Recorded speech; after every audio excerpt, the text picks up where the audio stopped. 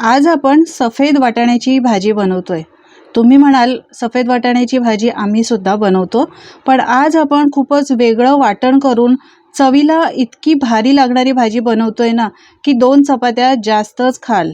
भाजी आहे साधी सिंपल, पण चव एकदम जबरदस्त। चला तर करायला घेऊयात। यासाठी 1 वाटी वाटाणे, मी हे सफेद वाटाणे रात्रभर पाण्यात भिजत ठेवलेले होते। मस्त असे फुललेले आहेत, हे बघा। 1 वाटी भरून मोठे घेतलेले आहेत। यानंतर मी हे धुवून सुद्धा घेतलेले आहेत।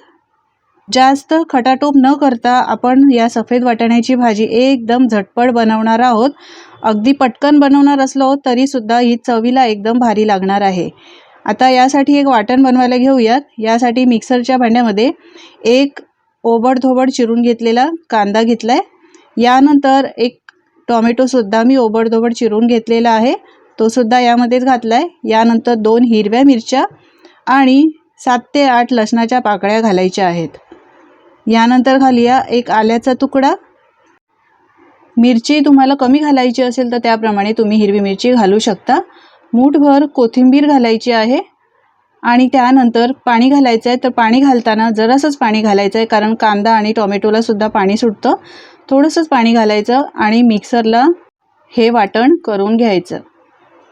तेवढ्याच पाण्यामध्ये मस्त आपलं हे हिरवगार वाटण तयार झालंय, हे बघा। मस्त याचा सुगंध येतोय। या वाटणात तुम्ही कधी ही भाजी बनवली नसेल तर एकदा बनवून बघा। आता आपण ही भाजी कुकरमध्येच बनवतोय। तेल घातलंय, 1 चमचा जिरं घालायचं। जिरं चांगलं तडतडलं त्यानंतर हिंग घालायची आहे। हिंगचा वापर नक्की करा, यामुळे भाजीला चव खूप छान येते। यानंतर एक मोठा बारीक चिरून घेतलेला कांदा घातलाय। कांदा चांगला परतून घ्यायचा आहे, याचा कच्चेपणा जाईपर्यंत छान असा मिक्स करून घ्यायचा आहे। मंडळी, तुम्हाला माझी जर रेसिपी आवडत असेल तर एक लाईक करायला विसरू नका आणि तुम्ही कुठून ही रेसिपी पाहताय सुद्धा मला कमेंटमध्ये नक्की सांगा, म्हणजे मी तुमचे आभार मानू शकेन आणि मलाही कळेल ही माझी रेसिपी कुठून पाहिली जाते। कांदा चांगला मिक्स करून परतून घेतलाय। यानंतर आपण यामध्ये काही मसाले घालूया। अर्धा चमचा हळद, 1 चमचा लाल तिखट, 1 चमचा भरून घातलेला आहे। शिवाय आपण मिरच्या सुद्धा घातल्या। 1 चमचा धणे आणि जिरे पावडर मिक्स घातली आहे। यानंतर 1 चमचा छोले मसाला घातलेला आहे। इथे तुमच्याकडे छोले मसाला नसेल तर गरम मसाला किंवा चिकन मसाला, नाही तर मटन मसाल्याचा वापर करू शकता। हे मसाले चांगले तेलावर परतून घ्यायचे आहेत। यानंतर घालूया वाटण आणि वाटण या मसाल्यांमध्ये चांगलं 1-2 मिनिटं परतून घेऊया। मसाले सुरुवातीलाच तेलामध्ये घातल्यामुळे याला तर्री खूप छान येते आणि त्यानंतर वाटण असं मिक्स करून परतून घ्यायचं आहे, म्हणजे वाटण आपण हे कच्चंच बनवलेलं आहे, त्यामुळे वाटण चांगलं शिजलं जातं आणि भाजीला सुगंध देखील खूप छान येतो। चांगलं व्यवस्थित मिक्स करून घेतल्यानंतर कुकरचं झाकण ठेवूया आणि 1-2 मिनिटं तेल सुटेपर्यंत हा मसाला आहे तो चांगला शिजवून घेऊया।